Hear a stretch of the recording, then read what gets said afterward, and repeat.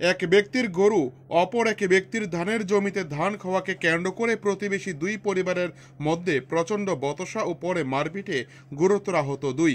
থানায় মামলা। ঘটনা অসম ত্রিপুরা সীমান্ত লাগোয়া কাঁঠালতলী পুলিশ ওয়াচ পোস্টের তিলভূমি এলাকায়।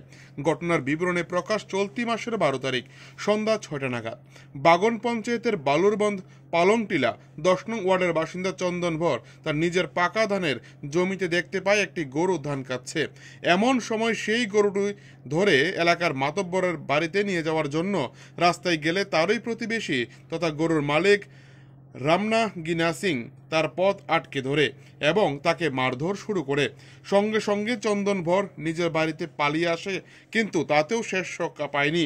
পরিকল্পিতভাবে মুহূর্তের মধ্যে রামনা গিনা সিং ও তার 4 পুত্র প্রতাপ সিং, অজিত সিং, মিশন সিং ও রাজীব সিং সহ তার আরও 2 ভাই রতন সিং ও রামাকান্ত সিং মিলে চন্দন ভরের বাড়িতে গিয়ে সশস্ত্র হামলা করে বলে অভিযোগ চন্দন ভরের। চন্দন ভর ও তার স্ত্রী সবিতা ভরকে মাটিতে ফেলে প্রচণ্ড মারধর করে, যার ফলে চন্দনের বাঁ হাত পুরোপুরি ভেঙে যায়। পরবর্তী সময় থানায় এই বিষয়ে জানিয়ে একটি মামলা দায়ের করা হয়। এখন হতদরিদ্র চন্দন ভরের পরিবারটি আইনি সাহায্যের জন্য পুলিশ প্রশাসনের দ্বারস্থ হয়েছে। চুরাইবাড়ি থেকে কিষাণ মল্লিকের প্রতিবেদন, টিভি 100 বাংলা। কতজন ওদিকে বার হয়েছে, কতজন ওদিকে বার হয়েছে, বার হয়ে আমার জামাই আইসে বাড়ি আটা নিয়ে তারা ওই ঘর তাকিয়ে নিয়ে তারা ওখানে মারছে। আমরা গেছি ধরাত, আমারও মারিয়া আমার হাত পাও ভাঙছে। ফট করিয়া দা লইয়া আইসে আনছে, আমিও বাঁচাইতাম, আমার বাবা স্নান করিয়া ভাগছি, আমার হাতও সেলাই হয়েছে, তো আমার হাতও লাগছে।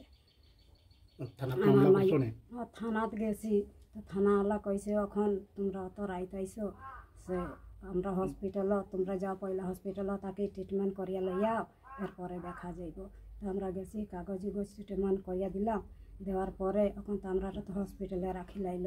ওকে চিকিৎসা না করা পর্যন্ত তো আমরা তো ছাড়তো না। এখন ভাঙ্গা টুটা বেশি, তো আমরা ঘাইলা হয়ে গেছি গিয়া।